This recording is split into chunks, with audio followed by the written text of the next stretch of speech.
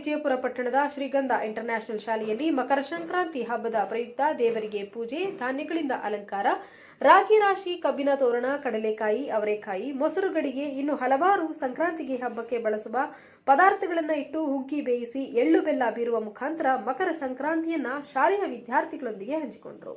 ಕಾರ್ಯಕ್ರಮಕ್ಕೆ ವಿದ್ಯಾರ್ಥಿಗಳು ಸಾಂಪ್ರದಾಯಿಕ ಉಡುಗೆಗಳನ್ನು ತೊಟ್ಟು ಆಗಮಿಸಿದರು. ತದನಂತರ ವಿದ್ಯಾರ್ಥಿಗಳಿಂದ ಯೋಗ, ನೃತ್ಯ ಪ್ರದರ್ಶನ, ಆಗಮಿಸಿದ್ದ ಪೋಷಕರುಗಳಿಗೆ ವಿವಿಧ ಸ್ಪರ್ಧೆ ಹಾಗೂ ವಿಜೇತರಾದವರಿಗೆ ಬಹುಮಾನ ವಿತರಣೆ, ಇತರೆ ಸಾಂಸ್ಕೃತಿಕ ಕಾರ್ಯಕ್ರಮಗಳು ನಡೆಯಿತು.